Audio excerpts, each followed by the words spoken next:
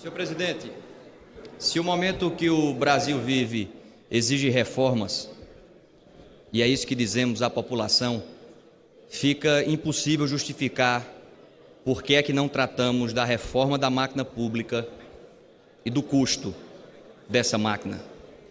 Se o remédio é amargo, mas é preciso tomá-lo, fica difícil compreender por que é que o trabalhador rural tem que tomar esse remédio e o político não. Porque muitas vezes, senhor presidente, quando um filho está doente, o pai ou a mãe, antes de dar o remédio amargo ao filho, toma um pouco desse remédio para dizer que está junto e encorajar o filho a enfrentar a dificuldade. A diferença no nosso caso, nessa nossa insistência de não tratar da reforma da máquina pública, são duas. Primeiro é que o pai toma o remédio estando saudável. E a principal doença está aqui. Depois, é que não é o povo que tem que obedecer aos políticos. Somos nós, políticos, que precisamos obedecer ao povo.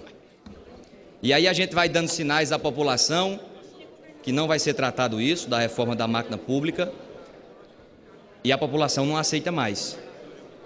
E aí a gente vai achando que o tempo que vai resolver e acalmar o país, e não vai acalmar. A gente precisa tratar de temas que beiram a obviedade da exigência da população para que a gente dê uma resposta. Falar do auxílio moradia. Auxílio moradia, senhor presidente, deve existir para quem não tem onde morar. Auxílio alimentação deve existir para quem não tem o que comer. E a gente tem uma máquina pública inchada, agigantada, repleta de espaços como esses, e não vamos dizer que é só a classe política, vamos avançar no poder judiciário, vamos avançar em todos os espaços da máquina pública para acabar com essas distorções. Não dá mais para juiz no Brasil receber auxílio moradia. Está errado. Todos nós sabemos que está errado. Não, mas é uma compensação. A gente não está mais em tempo de ter compensação. Não cabe mais compensações. É preciso ter uma mudança radical em direção daquilo que é correto. Não adianta mais puxar um pouquinho para cá, um pouquinho para ali. Não dá mais. E é esse embate. E é o enfrentamento dessas distorções que talvez inicie um período de equilíbrio nesse país. Não dá para pedir equilíbrio à população quando a gente vive banhado em distorções da máquina pública. Por isso faço um apelo para que todos nós, aqui não é uma pauta de governo, oposição, todos nós tomemos consciência de que é preciso levantar essa bandeira da reforma da máquina pública. Porque não adianta mais, não venha votar contra a reforma trabalhista, espalhar cartazes dizendo que é contra a reforma trabalhista e ficar calado quando o tema é a reforma da máquina pública e ficar calado quando o tema são os benefícios que a máquina pública hoje entrega. Esse populismo dissimulado, enganador, não cola mais. É preciso enfrentar essas obviedades. E isso traria um novo debate sobre o que deve ser o nosso Estado. O equipamento, o Estado, a máquina pública como um todo. Isso cabe correções que se multiplicam. Portanto, não dá mais para ficar achando que essa pauta não existe e que essa pauta não é prioritária. Existem vários espaços que nós precisamos enfrentar com requerimento de urgência. Requerimento de urgência nisso, votação de urgência nisso, debate intensivo nisso. Parar 15 dias daqui para falar sobre a reforma da máquina pública, aí sim voltar a se reconectar com a população. Porque existem muitas distorções, sinais que a nossa sociedade precisa avançar. Um ministro do Supremo, com toda franqueza, um ministro do Supremo não precisa de alguém que puxe a sua cadeira para que ele se sente. Ah, mas é só um gesto. Isso não é só um gesto. Isso não é só um gesto. Isso é um símbolo de uma sociedade que ainda não avançou. Precisa que alguém puxe a cadeira, um sujeito que não tem condições de se locomover. Um tetraplégico, um paraplégico. Aí sim, mas um ministro do Supremo não.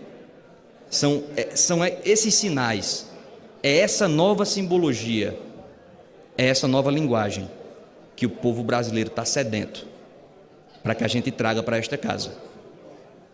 E isso está cada vez mais óbvio, isso está cada vez mais claro.